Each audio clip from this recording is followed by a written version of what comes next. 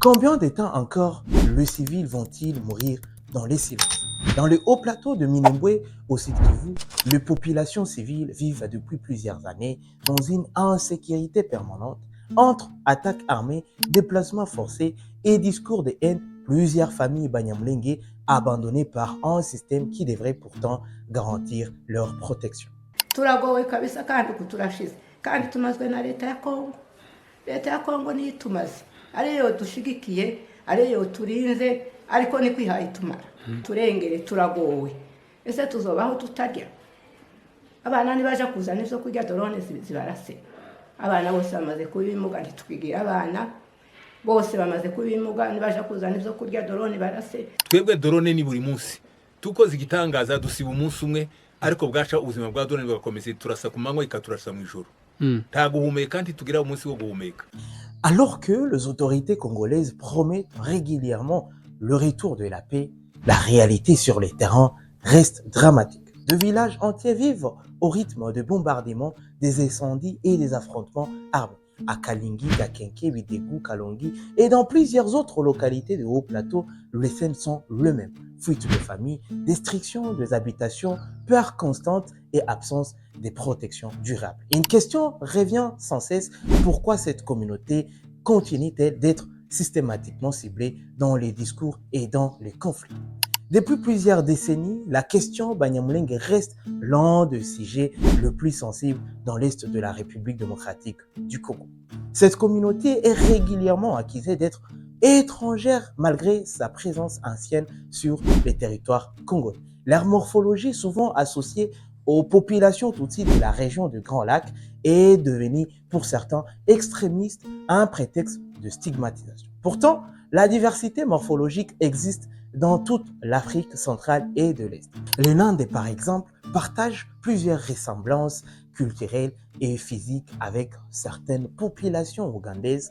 Les Hutus congolais ont également de similitudes avec ceux du Rwanda voisin. Mais dans les cas de Banyamulenge, cette question identitaire est souvent instrumentalisée politiquement. Les Banyamulenge ou les Batuti ou les Bafionti ou je sais pas moi quoi ne sont pas des Congolais d'origine. Ces gens sont des cafards, sont des infiltrés. Ce sont des virus. Quand il y a le virus, on cherche à tuer le virus de l'intérieur. On ne le garde pas, sinon il va être contagieux. Deux mots extrêmement dangereux, rappelant ceux utilisés pendant le génocide contre les Tutsis au Rwanda en 1994, continuent parfois d'être employés contre cette communauté.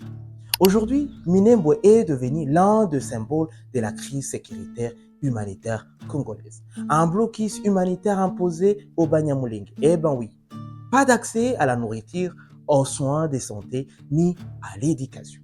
Les villages incendiés, de bétail tué, avec pitié ce bétail, ils sont pillés. Félix Tshisekedi affirme régulièrement vouloir protéger toutes les communautés congolaises, en particulier celle de Banyamulenge, et restaurer la paix dans l'est du pays. Les Banyamulenge sont nos compatriotes congolais.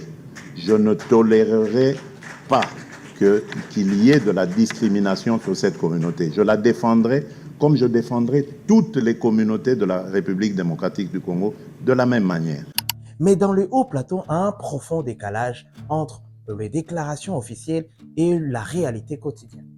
Pendant que Kinshasa parle de le protéger avec la dernière énergie, le combat se poursuit dans plusieurs zones de Minembwe. Cette contradiction nourrit la colère et la méfiance des populations locales. Numbwira ko nimba yumvisa ko muzukura ari president w'abakongomani bose ko yabivuze ngo ntiyokwemera ko Munyamurenga arengana nimba iryo jambo aresha agaciro akamenya kuko amateka azori mubaza niyigarure ashira abakongomani bose hamwe adufatashwe n'abandi bakongomani atuweze uburenganzira bwacu areke kutwicisha amadrone n'ibitero bidafite aho biganisha ko turaziriki niki twashumuye. Dans l'est de la République démocratique du Congo, les alliances militaires restent extrêmement complexes.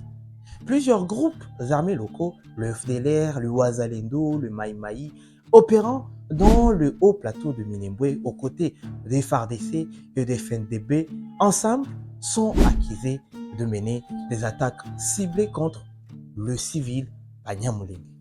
La question de FDLR reste également au cœur des inquiétudes dans les hauts plateaux au Sud Kivu et aussi dans les Nord Kivu. Cette question, le dossier FDLR reste une priorité pour la MONUSCO, pour la communauté internationale.